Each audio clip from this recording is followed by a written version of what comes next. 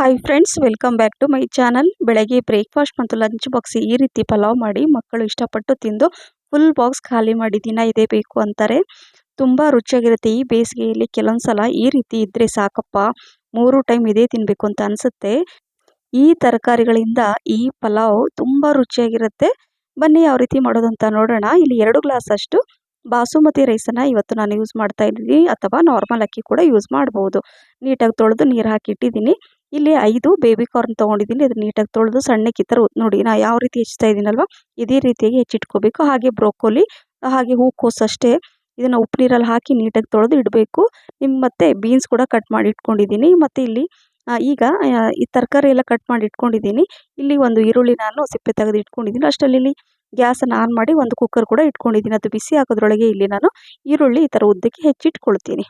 ಈಗ ಇದಕ್ಕೆ ಒಂದು 5ರಿಂದ 6 ಟೀ ಸ್ಪೂನಷ್ಟು ಎಣ್ಣೆನ ಹಾಕ್ಕೊಳ್ತಾ ಇದ್ದೀನಿ ನೋಡಿ. ಸೊ ನೋಡ್ತಾ ಇರೋರು ಫ್ರೆಂಡ್ಸ್, ಬೆಳಗ್ಗೆ ಗಡಿಬಿಡಿಯಲ್ಲಿ ಇದು ಬೇಗನೆ ಆಗುತ್ತೆ.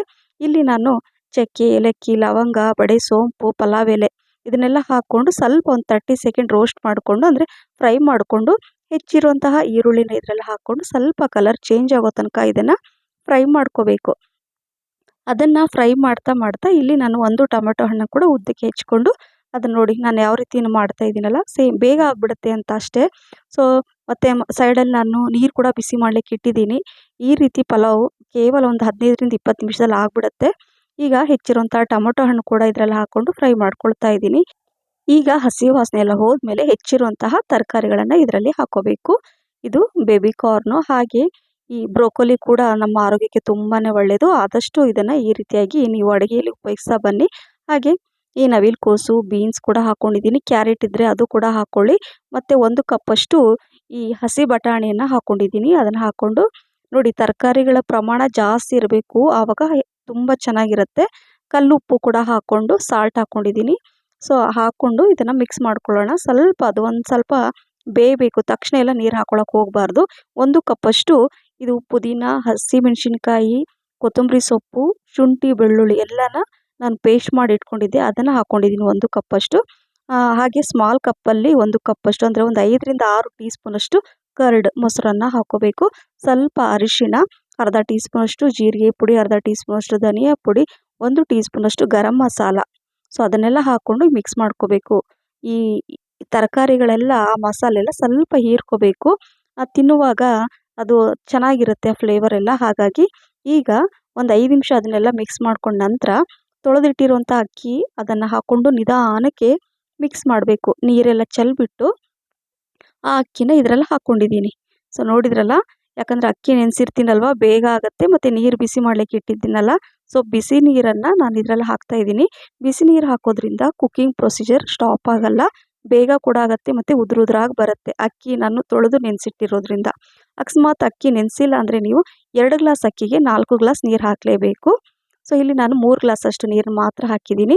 ಸ್ವಲ್ಪ ಉಪ್ಪು ಕಮ್ಮಿ ಅನಿಸ್ತು, ಉಪ್ಪು ಹಾಕಿದ್ದೀನಿ. ಹಾಗೆ ಸ್ವಲ್ಪ 1 ಟೀ ಸ್ಪೂನಷ್ಟು ನಾನು ತುಪ್ಪ ಹಾಕ್ಕೊಂಡು ಮಿಕ್ಸ್ ಮಾಡಿ ನೋಡಿ, ತಕ್ಷಣ ಕುದಿ ಬರ್ತಾ ಇದೆ ಬಿಸಿನೀರು ಹಾಕಿರೋದ್ರಿಂದ. ಈಗ ಕುಕ್ಕರ್ ಲಿಡ್ಡನ್ನು ಕ್ಲೋಸ್ ಮಾಡಿ ಹೈ ಫ್ಲೇಮಲ್ಲೇ 2 ವಿಸಲ್ ಆದರೆ ಸಾಕು. ಅಷ್ಟರಲ್ಲಿ ಮೊಸರು ಬಜ್ಜಿ ಮಾಡ್ಕೋಬೋದು. ಇಲ್ಲಿ ಸೌತೆಕಾಯಿ, ಈರುಳ್ಳಿ ಮತ್ತು ಹಸಿಮೆಣಸಿನ್ಕಾಯಿ ಎಲ್ಲ ಕಟ್ ಮಾಡಿ ಇಟ್ಕೊಳ್ತಾ ಇದ್ದೀನಿ. ನೋಡಿ, ವಿಸಲ್ ಕೂಡ ಆಯಿತು, ಯಾಕಂದರೆ ಬಿಸಿನೀರು ಹಾಕಿರೋದ್ರಿಂದ ಬೇಗ ಆಗುತ್ತೆ. ಈಗ ಇದನ್ನು ಮಿಕ್ಸ್ ಮಾಡ್ಕೊಳ್ಳೋಣ. ಈಗ ಈ ಸೌತೆಕಾಯಿ, ಈರುಳ್ಳಿ ಮತ್ತು ಹಸಿಮೆಣಸಿನ್ಕಾಯಿ ಮತ್ತು ಕೊತ್ತಂಬರಿ ಸೊಪ್ಪೆಲ್ಲ ಇದರಲ್ಲಿ ಹಾಕ್ಕೊಂಡು, ಇದರಲ್ಲಿ ಮೊಸರನ್ನು ಹಾಕ್ಕೊಂಡು ಮಿಕ್ಸ್ ಮಾಡ್ಕೋಬೇಕು. ಸ್ವಲ್ಪ ರುಚಿಗೆ ತಕ್ಕಷ್ಟು ಉಪ್ಪನ್ನು ಕೂಡ ಹಾಕ್ಕೊಳ್ಳಿ. ಇದರಲ್ಲಿ ನೀವು ತುರಿದ್ಬಿಟ್ಟು ಕ್ಯಾರೆಟ್ ಕೂಡ ಹಾಕ್ಕೋಬೋದು, ತುಂಬ ಚೆನ್ನಾಗಿರುತ್ತೆ. ಇನ್ನು ನೋಡಿ, ಈ ಬೇಸಿಗೆಯಲ್ಲಿ ಈ ಮೊಸರು ಬಜ್ಜಿ ತುಂಬ ರುಚಿಯಾಗಿರುತ್ತೆ ಈ ಪಲಾವ್ ಜೊತೆ. ಸೊ ಮಿಸ್ ಮಾಡದೆ ಇದನ್ನು ಕೂಡ ಮಾಡಿ. ಸೊ ನೋಡಿ, ಈಗ ಕುಕ್ಕರ್ ಲಿಡ್ಡನ್ನು ಓಪನ್ ಮಾಡಿ ತೋರಿಸ್ತಾ ಇದ್ದೀನಿ.